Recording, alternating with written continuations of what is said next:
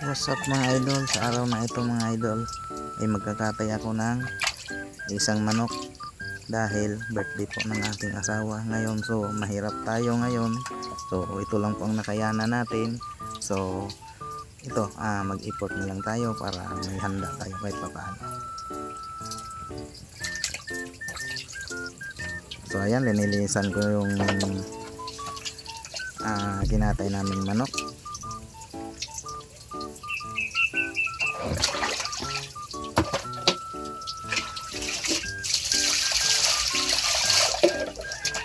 At yun mga idol, dahil maulan po, pinili ko po na tinulahin na lang po yung kinatay naming manok para kahit paano ay may sabaw naman,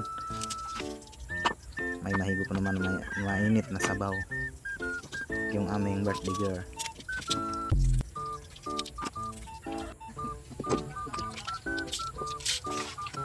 At yun nga mga idol, dali-dali kung piniraso yung kinatay kong manok. Talaga namang gutom na po talaga kami dahil sa mga oras na ito ay medyo alanganin na po ng oras at talagang niraras ko po talaga yung pagkatay ng manok para umabot sa tanghalian. So ayan nga mga idol, hindi na magkaintindihan yung pagpiraso ng mga manok. Hindi mo alam kung pang sinabawan o pang pang anong luto yung mga grabe ang liit ng hiwa. Aray ko. So, pasensya na kayo mga idol at ganito yung yung video namin, medyo madilim. At yun nga mga idol,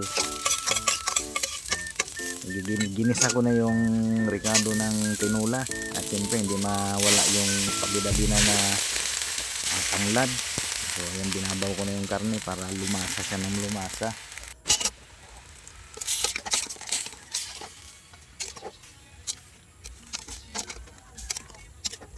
At dito pala mga idol, kahapon pa lang mga idol ay nag-prepare na po ko. Pumunta na po ako ng sentro, pumunta na po ako ng bayan at umorder ako sa pinakasikat na orderan ng cake dito sa aming Banwaan ng Guwa sa Camarines.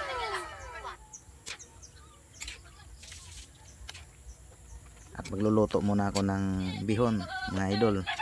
Magluluto ako ng pansit, bihon, para may partner naman yung ating tinula. At siyempre pag pumunta ako ng bayan mamaya mga idol, kukunin na namin yung in-order kong cake sa paborito. Ang pinakamasarap na cake sa paborito. So ayan na nga mga idol, at dumaan na rin ako sa pinakamalapit na pamilihan namin sa bayan mga idol at bumili ng soft drink para i-partner doon sa cake na pinorder ko. At siyempre bumili na rin ako ng isang gin para may libangan lamang pag uwi mga idol. So ayan, pauwi na nga kami.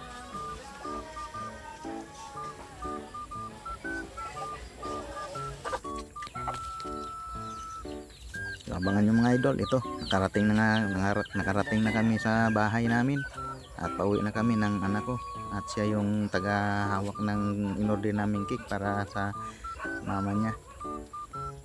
At siyempre hindi alam niyang mama niya na hindi alam ng birthday girl namin na may cake siya. Ang alam niya na ay magkakatay lang kami ng manok, magluluto ng bihon.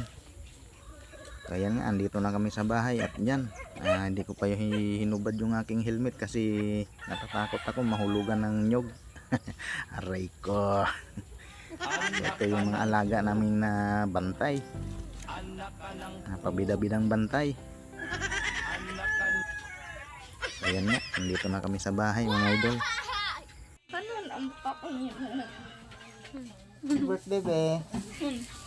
Sa New Year na ko ta yan ta. Ma!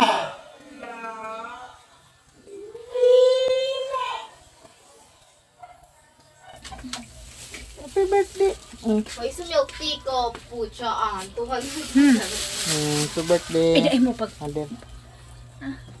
Ang dali na. Dali nga mo. Ano ba? Huwag na kayo sa milk tea. Sabi ko mag-milk tea ah.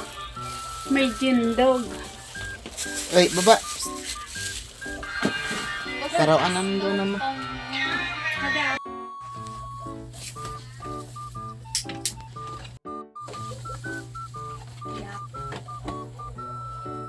Pero di mo pag-post pa. Okay lang an.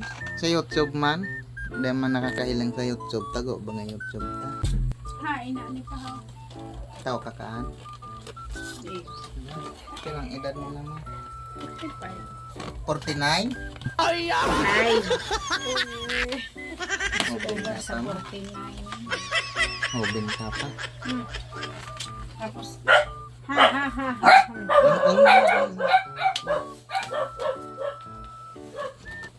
Pagayin-gayinon mo sa ikitos ko.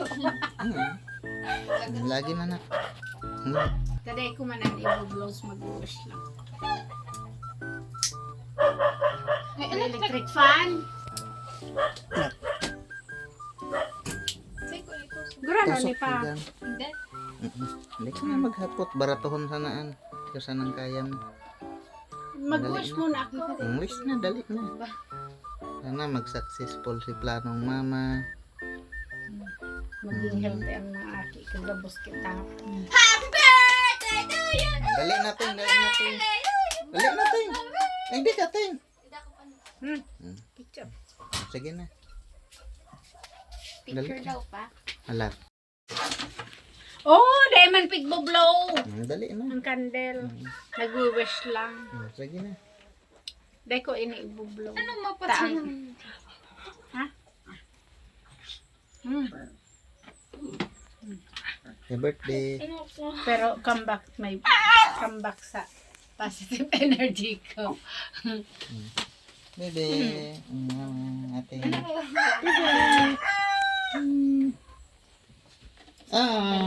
Kaka. Ay. Iyo.